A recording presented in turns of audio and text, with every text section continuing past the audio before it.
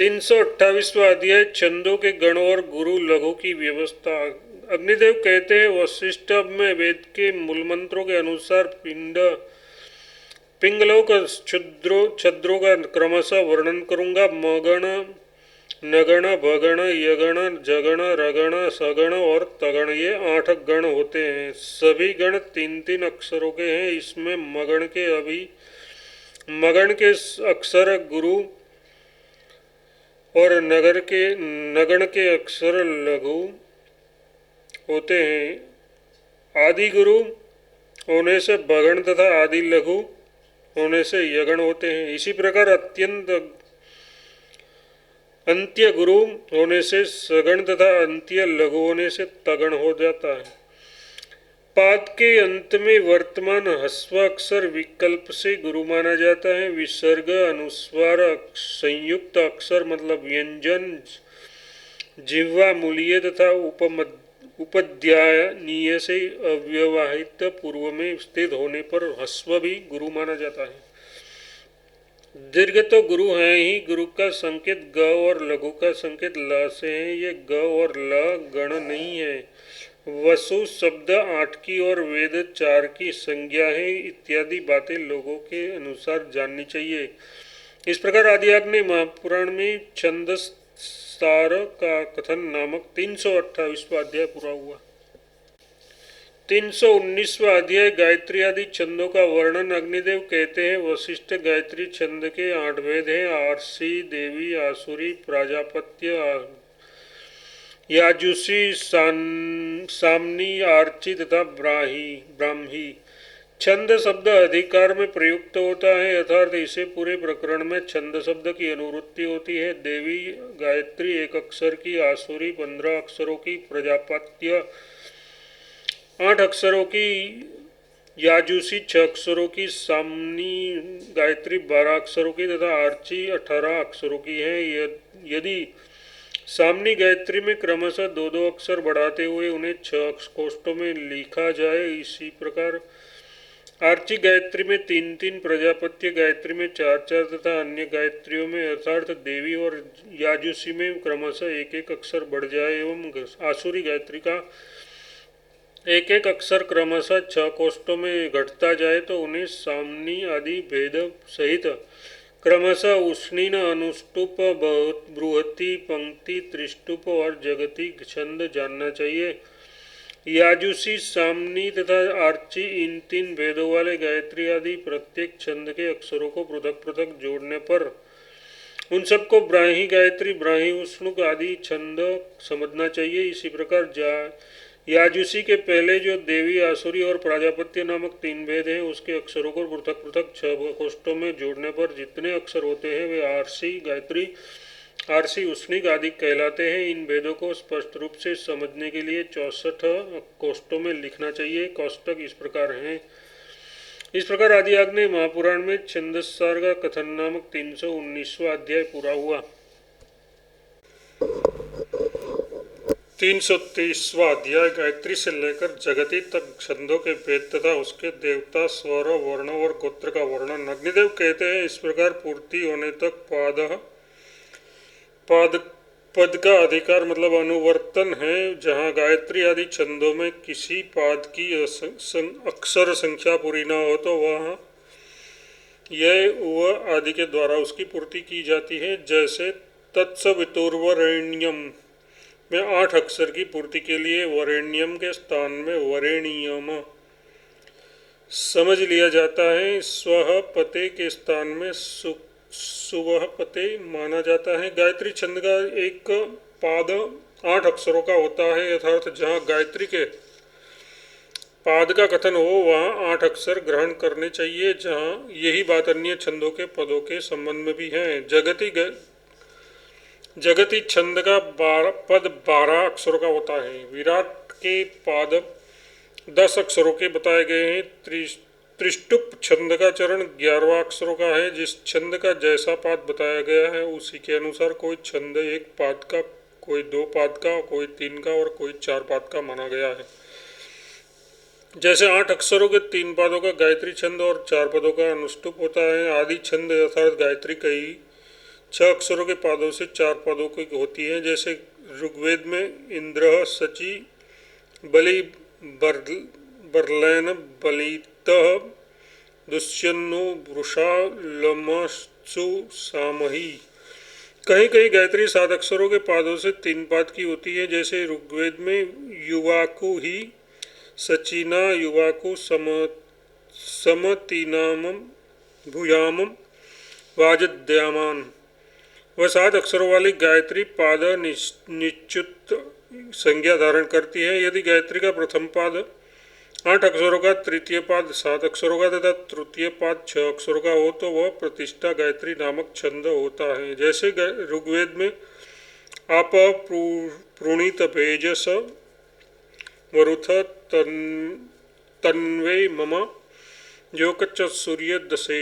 इसके विपरीत यदि गायत्री का प्रथम पाद 6, द्वितीय पाद 7 और तृतीय पाद 8 अक्षर का हो तो उसे वर्धमाना गायत्री कहते हैं।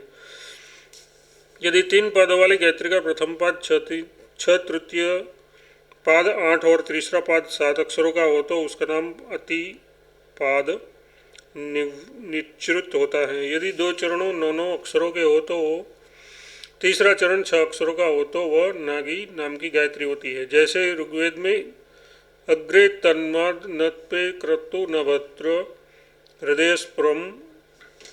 यदि प्रथम चरण 6 अक्षरों का और तृतीय चरण 9 अक्षरों का हो तो वाराही गायत्री नामक छंद होता है। जैसे सामवेद में अग्नि मृड महास्यस आदे वयु जन्म यथ बहिरासदम। अब तीसरे अर्थात विराट नामक वेद को बताते हैं। जहाँ 2 ही चरणों का छंद हो वहाँ यदि प्रथम चरण 12 और तृतीय चरण 8 अक्षर का हो तो वह द्विपाद विराट नामक गायत्री है। जैसे ऋग्वेद में नभेश्च राजा 11 अक्षरों के 3 चरण होने पर त्रिपाद विराट नामक गायत्री होती है। उदाहरण ऋग्वेद में द्वितीय जब 2 चरण 8 अक्षरों के और 1 चरण 12 अक्षरों का हो तो वेद में उसे उष्णिक नाम दिया गया है। प्रथम और तृतीय चरण 8 अक्षरों के हो तो बीच का द्वितीय चरण 12 अक्षरों का हो तो वह 3 पदों का कुकुप उनिष्ण नामक छंद होता है। जैसे ऋग्वेद में सदेव सहमा समहा सती सुरो सुवीरो नरो मरुतः स मत्स्य संसात्री। जब प्रथम चरण 12 अक्षरों का और तृतीय चरण 8 अक्षरों का हो तो पुरु उत्सुक नामक 3 पदों वाला छंद होता है। जैसे ऋग्वेद में जब प्रथम और तृतीय चरण 8 अक्षरों के हो तो तृतीय चरण 12 अक्षर का हो तो परोषणी छंद होता है। जैसे ऋग्वेद में अग्रे वाज्यस्य गोमत इत्सानः सहसो यहो अस्मे देति जात वेदो मही श्रवा। 7 अक्षरों के 4 चरण होने पर भी उष्णिक नामक छंद होता है। जैसे ऋग्वेद में नंदम व औदतीना नंदम यो युवती नाम पतिम वो अध्यानम नेत्र। 8 अक्षरों के 4 चरणों का अनुष्टुप नामक छंद होता है। जैसे ऋग्वेद में यजुर्वेद में सहस्त्र शीर्षा पुरुष सहस्त्राक्ष सहस्त्रपाद सभूमि सर्वतः सर्वम अत्यंतिष्टाम गुलम। अनुष्टुप छंद कहीं कहीं 3 चरणों का भी होता है। त्रिपाद अनुष्टुप 2 तरह के होते हैं। एक तो वह है जिसके प्रथम चरण में 8 तथा तृतीय चरणों में 12 अक्षर होते हैं। दूसरा वह है जिसका मध्यम अथवा अंतिम पाद 8 अक्षरों का हो तथा शेष 2 चरण 12 अक्षरों का हो। 8 अक्षर के मध्य पाद वाले त्रिपाद अनुष्टुप का उदाहरण जैसे ऋग्वेद में पयुपु प्रधन्व वाजसातय परिपुत्राणि सहस्रक्षिण तथा 8 अक्षरों के अंतिम चरण वाले त्रिपाद अनुष्टुप का अनुदाहरण ऋग्वेद में माँ कस्मै धातस्मै नोमा कृता नो गृहतो दैनवो गुरु स्तनाभु स्त्री। यदि एक चरण जगति का यथार्थ 12 अक्षर का हो तो शेष 3 चरण गायत्री के यथार्थ 8 अक्षरों के हो तो वो 4 चरणों का बृहति छंद होता है जिसमें इसमें भी जब पहले का स्थान तीसरा चरण ले ले तो अर्थात वही जगति का पाद हो और शेष तीन चरण गायत्री के हो तो उसे पृथ्व्याघ्रोति कहते हैं। जैसे सामवेद में माँ चिन्यन विश्यन सखो माँ ऋत्यन इंद्रमिति स्त्रोणा वृषण सचा सुते बृहस्था च संसत। जब पहले वाला जगति का प्रथम जगति का चरण द्वितीय पाद हो जाए और शेष तीन गायत्री के चरण हो तो न्यंसाणी भ्रोति नामक छंद होता है। जैसे ऋग्वेद में मत्स्य पाई ते मह पात्र स्वे हरिगो मत्स्यो पद पुषाते वृष ध्रुवाणी स्त्रम। आचार्य कौष्टु के मत में ये न्युक सावर्णी स्कंद या ग्रीवा नामक छंद है। यास्काचार्य ने इसे ही उरो बृहति नाम दिया है। जब अंतिम चतुर्थ चरण जगति का हो और आरंभ में तीन चरण गायत्री के हो तो उपरिष्टाद बृहति नामक छंद होता है। वही जगति का चरण जब पहले हो और शेष तीन चरण गायत्री छंद के हो तो उसे पुरस्त्या बृहति छंद कहते हैं। जैसे ऋग्वेद में मोह यस्ति सस्वो अस्मो मोह, वेद में कहीं कहीं 9 अक्षरों के 4 चरण दिखाई देते हैं, वे भी बृहति छंद के ही अंतर्गत हैं। उदाहरण के लिए ऋग्वेद में तम त्वाम यम पितो, जहाँ पहले 10 अक्षरों के 2 चरण हो फिर 8 अक्षरों के 2 चरण हो उसे भी बृहति छंद कहते हैं। केवल जगती छंद के 3 चरण हो और उसे महाबृहति कहते हैं। जननी अजी जनो अमृत से ताड़ंगी नामक आचार्य के मत में यही सतो बृहति नामक छंद है। जहाँ 2 पाद 12-12 अक्षरों के और 2 8-8 अक्षरों के हो वहाँ पंक्ति नामक छंद होता है। यदि विषम पाद अर्थात प्रथम और तृतीय चरण पृथक्कनानुसार 12-12 अक्षरों के हो तो शेष दोनों 8-8 अक्षरों के तो उसे सप्त पंक्ति नामक छंद कहते हैं। जैसे ऋग्वेद में यत्वा देवासो मनवे द्रुति, यदि वे ही चरण विपरीत अवस्था में हो तो यथा प्रथम तृतीय चरण 8-8 अक्षरों के और द्वितीय चतुर्थ 12-12 अक्षरों के हो तो भी वह छंद सप्त पंक्ति ही कहलाता है। जब पहले के दोनों चरण 12-12 अक्षरों के हो और शेष दोनों 8-8 अक्षरों के हो तो उसे प्रस्तार पंक्ति कहते हैं। 11वें श्लोक में बताए हुए पंक्ति छंद के लक्षण से ही यह गतार्थ हो जाता है। तथापि विशेष संज्ञा देने के लिए यहाँ पुनः उपादान किया गया है। मंत्र ब्राह्मण में इसका उदाहरण इस प्रकार है। कामदेवते मदो नामासी समानया अमु सुराते अभवत परमत्र जन्मात्रे तपसा निर्मितोसी। जब अंतिम 2 चरण 12-12 अक्षरों के हो और आरंभ में दोनों 8-8 अक्षरों के हो तो अस्तार पंक्ति नामक छंद होता है। यदि 12 अक्षरों वाले 2 चरण बीच में हो और प्रथम एवं चतुर्थ चरण 8-8 अक्षरों के हो तो उसे विस्तार पंक्ति कहते हैं। यदि 12 अक्षरों के 2 चरण 12 हो यथा प्रथम एवं चतुर्थ चरण के रूप में हो और बीच में द्वितीय तृतीय चरण 8-8 अक्षरों के हो तो वह सब संस्तार पंक्ति नामक छंद होता है। 5-5 अक्षरों के 4 पाद होने पर अक्षर पंक्ति नामक छंद होता है। 5 अक्षरों के 2 ही चरण होने पर अल्प पंक्ति नामक छंद कहलाता है। जहाँ 5-5 अक्षरों के 5 पाद हो वहाँ पद पंक्ति नामक छंद जानना चाहिए। जब पहला चरण 4 अक्षरों का, दूसरा 6 अक्षरों का तथा शेष 3 पाद 5-5 अक्षरों के हो तो भी पद पंक्ति छंद ही होता है। 8-8 अक्षरों के 5 पादों का पथ्या पंक्ति नामक छंद कहा गया है। 8-8 अक्षरों के 6 चरण होने पर जगति पंक्ति नामक छंद होता है। त्रिष्टुप यथार्थ 11 अक्षरों का 1 पाद हो और 8-8 अक्षरों के 4 पाद हो तो 5 पादों का त्रिष्टु ज्योतिष नामक छंद होती है। इसी प्रकार जब एक चरण जगति का यथार्थ 12 अक्षर का हो तो और 4 चरण गायत्री के 8-8 अक्षरों के हो तो उसे छंद का नाम जगती ज्योतिष्मति होता है। यदि पहला ही चरण 11 अक्षरों का हो और शेष 4 चरण 8-8 अक्षरों के हो तो पुरुषत्या ज्योति नामक त्रिपुट छंद होता है। यदि पहला ही चरण 12 अक्षरों का तथा शेष 4 चरण 8-8 अक्षर हो तो पुरुषत्या ज्योति नामक जगती छंद होता है। जब मध्यम चरण 11 अक्षरों का और आगे पीछे के 2-2 चरण 8-8 अक्षर के हो तो मध्य ज्योति नामक त्रिष्टुप छंद होता है। ये इसी प्रकार जब मध्यम चरण 12 का तथा आदि अंत में 2-2 चरण 8-8 के अक्षर के हो तो मध्य ज्योति नामक जगती छंद होता है। जब आरंभ के 4 चरण 8-8 अक्षरों के हो तथा अंतिम चरण 11 अक्षर का हो तो उसे ऊपर स्टा ज्योतिषी नामक त्रिष्टुप छंद कहते हैं। इसी प्रकार जब आदि के 4 चरण पूर्ववत 8 अक्षरों के हो और अंतिम पाद 12 अक्षरों का हो तो उसका नाम उपरिष्टा ज्योति जगती छंद होता है। गायत्री आदि सभी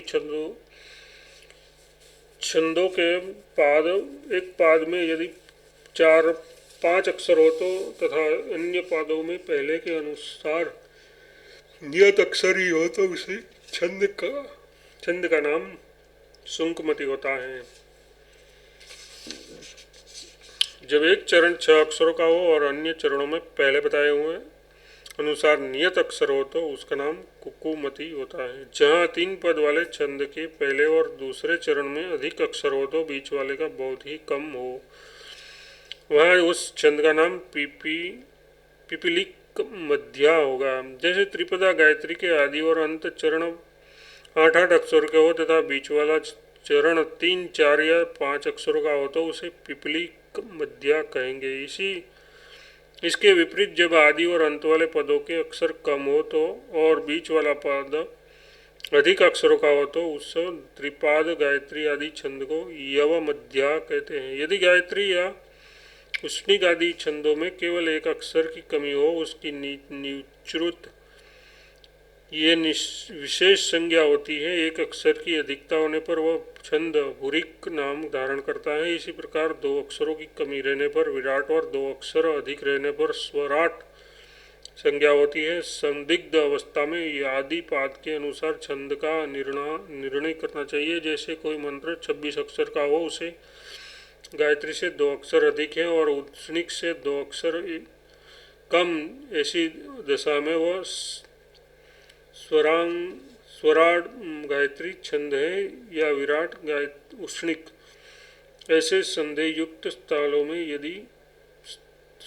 में यदि मंत्र का पहला चरण गायत्री से मिलता हो तो उसे स्वरांग गायत्री कहते हैं और यदि प्रथम पाद उष्णिक से मिलता हो तो उसे विराट उष्णिक कह सकते हैं। इसी तरह अन्य भी समझना चाहिए। इसी प्रकार देवता, स्वर, वर्ण और गोत्र आदि के द्वारा संदिग्ध स्थल में छंद का निर्णय हो सकता है। गायत्री आदि छंदों में देवता क्रमशः इस प्रकार हैं: अग्नि, सूर्य, चंद्रमा, बृहस्पति, मित्र, वरुण, इंद्र तथा विश्वदेव। उक्त छंदों के स्वर हैं षडज आदि ने उसके नाम क्रमशः ये हैं: षडज, ऋषभ, नागा, गांधार, मध्यम, पंचम, धैवत और निषाद। श्वेत, सारंग, पिशंग, कृष्ण, नील, लोहित मतलब लाल तथा गौर ये क्रमशः गायत्री आदि छंदों के वर्ण हैं।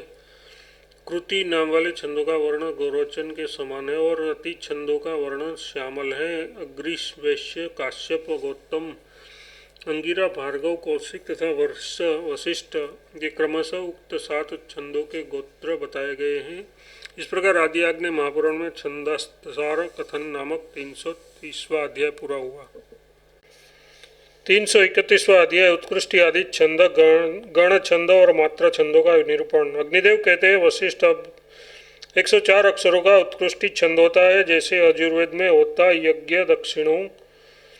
यज्ञ दस्विनों छागस्य इत्यादि उत्कृष्टि छंदों में से 4-4 घटाते जाए तो क्रमशः निम्नांकित छंद होते हैं। 100 अक्षरों की अभिकृति, 96 अक्षरों की संस्कृति, 92 अक्षरों की विकृति, 88 अक्षरों की आकृति, 84 अक्षरों की प्रकृति, 80 अक्षरों की कृति, 76 अक्षरों की अधिकृति, 72 अक्षरों की ध्रुति, 68 अक्षरों की अत्यष्टि, 64 अक्षरों की अष्टि, 7 अक्षरों की अति सकरी, 56 अक्षरों की सकरी, 52 अक्षरों की अजति अति जगति तथा 48 अक्षरों की जगति होती है। यहाँ तक केवल वैदिक छंद है। यहाँ से आगे लौकिक लौकिक छंद का अधिकार है। गायत्री से लेकर त्रिष्टुप तक जो आर्ष छंद वैदिक छंदों में गिनाए गए हैं वे लौकिक छंद भी हैं। उसके नाम इस प्रकार हैं: त्रिष्टुप, पंक्ति, बृहति, अनुष्टुप, गुष्णिक और गायत्री। गायत्री छंद में क्रमशः एक एक अक्षर की कमी होने पर सुप्रतिष्ठा,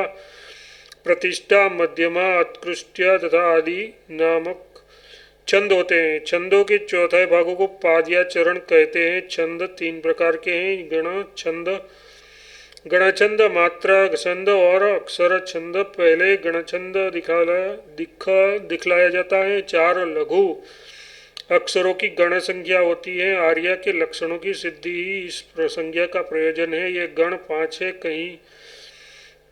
कहीं आदि गुरु, कहीं मध्य गुरु, कहीं अंत्य गुरु, कहीं सर्वगुरु और कहीं चारों अक्षर लघु होते हैं। एक गुरु 2 लघु अक्षरों के बराबर होते हैं। अतः जहाँ सब लघु है वहाँ 4 अक्षर तथा जहाँ सब गुरु है वहाँ 2 अक्षर दिखाए गए हैं। अब आर्या का लक्षण बताया जाता है। 7.5 गणों की यथार्थ 30 मात्राओं या 30 लघु अक्षरों की आदि आर्या होती है। आर्या में गुरु वर्ण को 2 मात्रा या 2 लघु मानकर गिनना चाहिए। आर्या छंद के विषय गणों में जगण का प्रयोग नहीं होता, किंतु छठा गण अवश्य जगण होना चाहिए, अथवा वह नगण और लघु यानी सबका सब लघु भी हो सकता है। जब छठा गण सबका सब लघु हो तो उस गण के द्वितीय अक्षर से सुबंत या तीर्ण लक्षण पद संज्ञा की प्रवृत्ति होती है। यदि छठा गण मध्य गुरु अथवा सर्वगुरु हो तो 7वां गण भी सर्वगुरु ही होता है। तो 7वें गण के प्रथम अक्षर से पद संज्ञा की प्रवृत्ति होती है। इसी प्रकार जब आर्या के उत्तरार्ध भाग में 5वां गण सर्व लघु हो तो उसके प्रथम अक्षर से ही पद का आरंभ होता है। आर्या के उत्तरार्ध भाग में छठा गण एकमात्र लघु अक्षर का होता है, जिसका आर्या के पूर्वार्ध और उत्तरार्ध में 3 गणों के बाद पहले पाद का विराम होता है उसे पथ्यार माना गया है। जिस आर्या के पूर्वार्ध में या उत्तरार्ध में अथवा तीनों में 3 गणों का पाद विराम नहीं होता उसका नाम विपुला होता है। इस प्रकार इसके 3 भेद होते हैं: आदि विपुला, अंत्य विपुला तथा उभय विपुला। इनमें पहले का नाम मुख विपुला, दूसरी का जगन विपुला तथा तीसरी का महाविपुला है। उसके उदाहरण क्रमशः इस प्रकार है: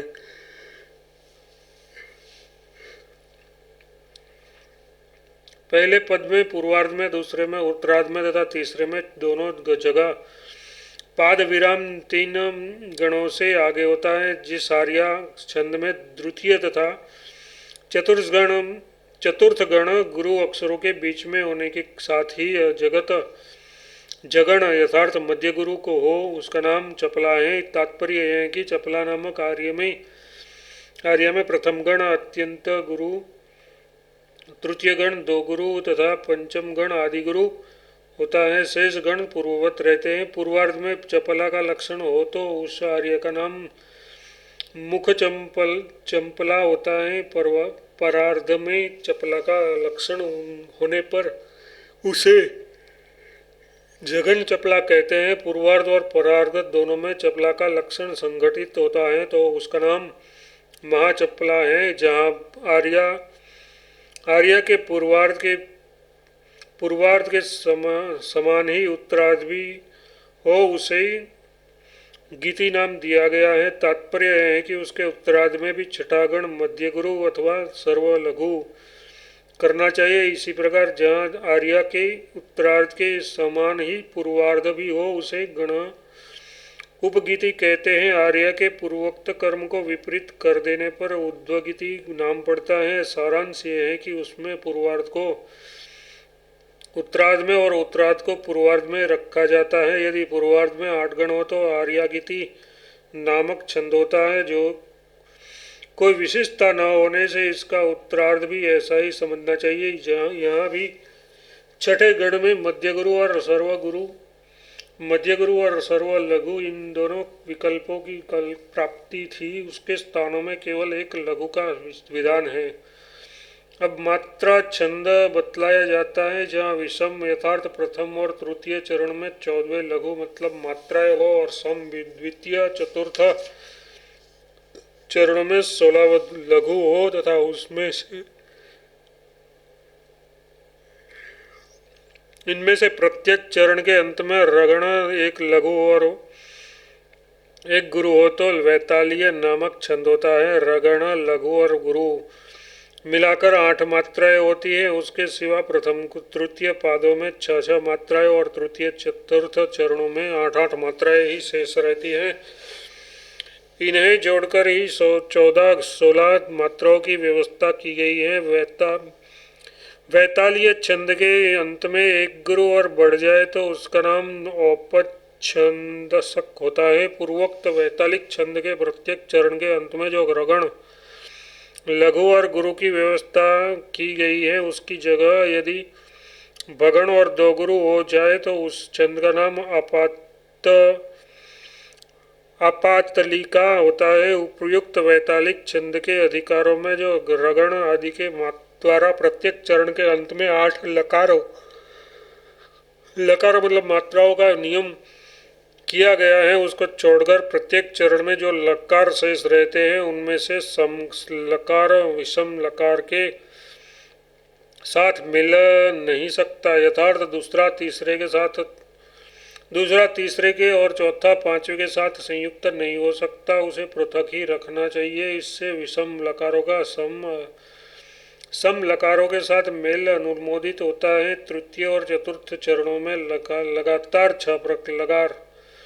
लगातार 6 लकार पृथक पृथक नहीं प्रत्युक्त होने चाहिए। प्रथम और तृतीय चरणों में रुचि के अनुसार किया जा सकता है। अब प्राच्य वृत्ति नामक वैतालिक छंद का दिग्दर्शन कराया जाता है। जब दूसरे और चौथे चरण में चतुर्थ लकार मतलब मात्रा पंचम लकार के साथ संयुक्त हो तो उसका नाम प्राच्य वृत्ति होता है। यद्यपि सम लकार का विषम लकार के साथ मिलना निषेध किया गया है, तथापि वह सामान्य नियम है। प्राच्य वृत्ति आदि विशेष स्थलों में उस नियम का अपवाद होता है। शेष लकार पूर्वोक्त प्रकार से ही रहेंगे। जब प्रथम और तृतीय चरण में दूसरा लकार तीसरे के साथ निश्चित होता है तब उद्वितीय वृत्ति नामक वैतालिक कहलाता है। शेष लकार पूर्वोक्त रूप में ही रहते हैं। जब दोनों लक्षणों के एक साथ ही प्रवृत्ति हो, यथार्थ तृतीय और चतुर्थ पादों में पंचम लकार के साथ चौथा मिल जाए तो प्रथम एवं तृतीय चरण में तृतीय के साथ तृतीय लकार संयुक्त हो जाए तो प्रवृत्तिक नामक छंद होता है। जिस वैतालिक छंदों के चारों चरण विषम पदों के ही अनुसार हो, यथार्थ प्रत्येक पाद 14 लकारों से युक्त हो तथा तृतीय लकार तृतीय से मिला हो, उसे चारुवासिनी कहते हैं। जब चारों चरण सम पादों से लक्षण से युक्त हो, यथार्थ सब में 16 लकार मात्राएं हो और चतुर्थ लकार पंचम से मिला हो तो उसका नाम अपरांतिका है। जिसके प्रत्येक पाद में 16 लकारों हो किंतु पाद के अंतिम अक्षर गुरु ही हो, उसे मात्रा समयक नामक छंद कहा गया है। साथ ही इस छंद में नवम लकार किसी से मिला नहीं रहता। इस मात्रा समक के चरण में 12 लकार अपने स्वरूप में ही स्थिर रहता है, किसी से मिलता नहीं। उसका नाम वान नासिका है। उसके चारों चरणों में 5वां और 8वां लकार लघु रूप में ही स्थिर रहता है। उसका श्लोक है। जहाँ 9वां लघु हो वह चित्रा नामक छंद कहलाता है। जहाँ 9वां लकार 10वें के साथ मिलकर गुरु हो गया हो वहाँ उपचित्रा नामक छंद होता है। समास मात्रा समक विश्लोक वानवासिका चित्रा और उपचित्रा, इन पांचों में जिस किसी की छंद के एक एक पाद को लेकर जब 4 चरणों का छंद बनाया जाए तब उसे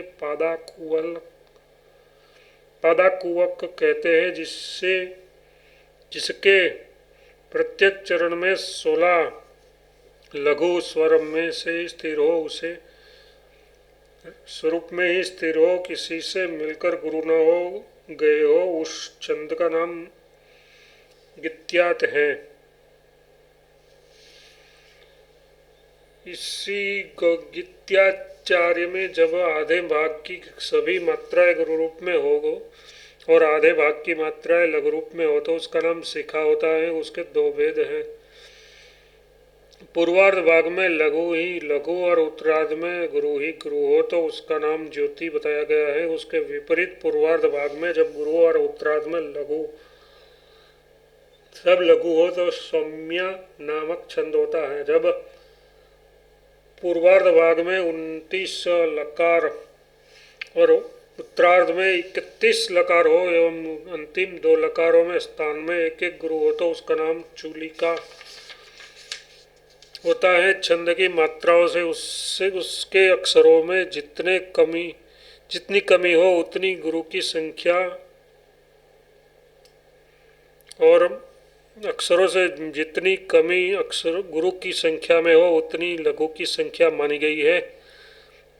तात्पर्य यह है कि यदि कोई पूछे इस आर्या में कितने लघु और कितने गुरु हैं तो उस आर्या को लिखकर उसकी सभी मात्राओं की गणना करके कहीं लिख ले, फिर अक्षरों की संख्या लिख ले, मात्रा के अंगों में अक्षरों के अंक घटा दे, जितना बचे वह गुरु की संख्या हुई। उसी प्रकार अक्षर संख्या की गुरु की संख्या घटा देने पर जो बचे वह लघु गुरु अक्षरों की संख्या होगी। इस प्रकार वर्ण आदि के अंतर में गुरु लघु आदि का ज्ञान प्राप्त करना चाहिए। इस प्रकार आदिआग्नेय महापुराण में छंदो जाति का निरूपण नामक 331वां अध्याय पूरा हुआ।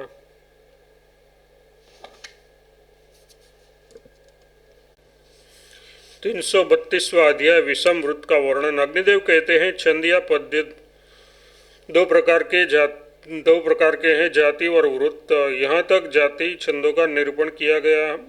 अब वृत्त का वर्णन करते हैं। वृत्त के 3 भेद हैं, सम, अर्ध सम तथा विषम। इन तीनों का प्रतिपादन करता हूँ। सम वृत्त की संख्या में उतनी ही संख्या से गुणा करे, उससे जो गुणनफल हो उसे अर्ध सम वृत्ति की संख्या समझनी चाहिए। इसी प्रकार अर्ध समवृत्ति की संख्या में भी उसी संख्या से गुणा करने पर जो अंक उपलब्ध हो वह विषम वृत्त की संख्या है। विषम वृत्त और अर्ध समवृत्त की संख्याओं में मूल राशि घटा देनी चाहिए। उससे शुद्ध विषम और शुद्ध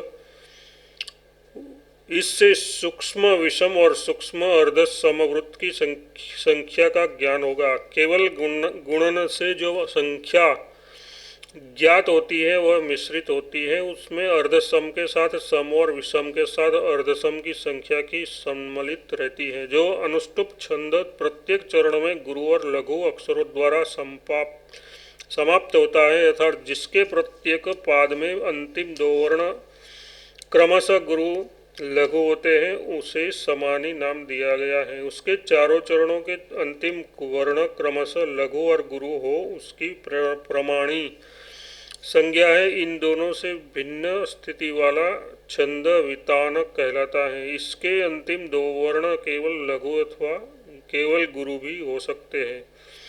यहाँ से 3 अध्यायों तक पादस्य इस पद का अभिधिकार है तथा पद चतुर्ध्व छंद के पहले तक अनुष्ट वक्रम का अधिकार है। तात्पर्य यह है कि आगे बताए जाने वाले कुछ अनुष्टुप छंद वत्र वक्र संज्ञा धारण करते हैं। वक्र जाति के छंद में पाद के प्रथम अक्षर के पश्चात सगण मतलब सगण और नगण नहीं प्रत्युत होने चाहिए। इन दोनों के अतिरिक्त मगण आदि 6 गणों में से किसी एक गण का प्रयोग हो सकता है।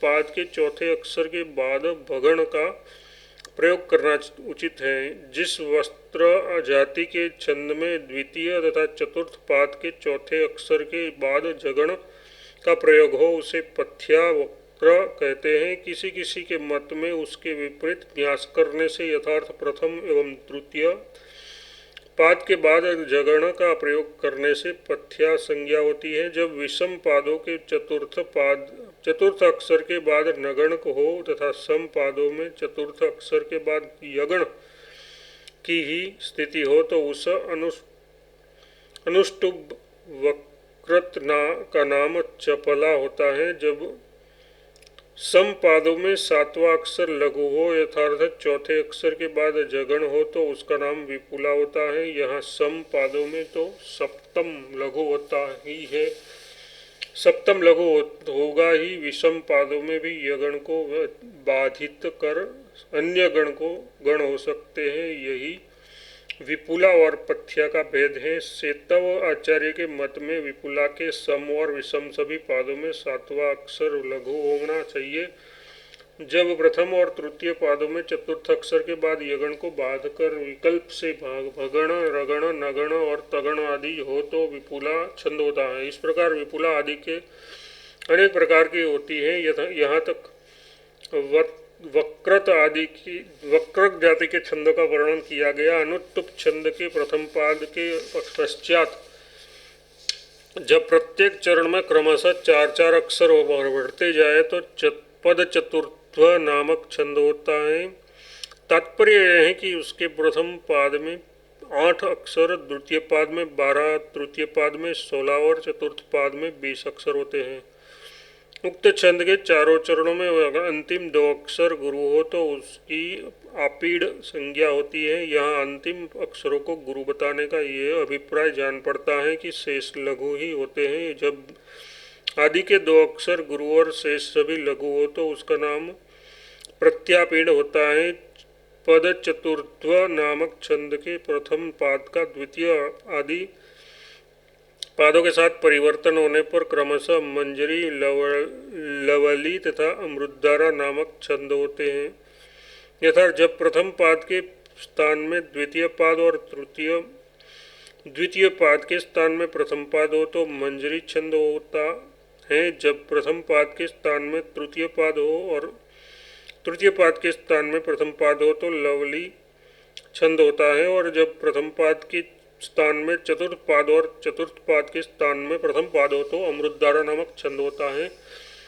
अब उद्गता छंद का प्रतिपादन किया जाता है, जहाँ प्रथम चरण में सगण, जगण, सगण और एक लघु ये 10 अक्षर हो। द्वितीय पाद में भी नगण, सगण, जगण और एक गुरु ये 10 ही अक्षर हो। तृतीय पाद में भगण, नगण, जगण, एक लघु और तथा एक गुरु 11 अक्षर हो तथा चतुर्थ चरण में सगण, जगण, सगण, जगण और एक गुरु ये 13 अक्षर हो। वह उद्गता नाम वाला छंद है। उद्गता के तृतीय चरण में जब रगण, नगण, भगण और एक गुरु ये 10 अक्षर हो तथा शेष 3 पाद पूर्ववत ही रहे तो उसका नाम सौरभ होता है। उद्गता के तृतीय पाद में जब 2 नगण और 2 सगण हो और शेष चरण ज्यों के त्यों रहे तो उसकी ललित संज्ञा होती है। जिसके प्रथम चरण में यगण, सगण, जगण, भगण और 2 गुरु 18 अक्षर हो। द्वितीय चरण में सगण, नगण, जगण, रगण और एक गुरु 13 अक्षर हो। तृतीय चरण में 2 नगण और 1 सगण 9 अक्षर हो तथा चतुर्थ चरण में 3 नगण, 1 जगण और 1 भगण 15 अक्षर हो। वह उपस्थित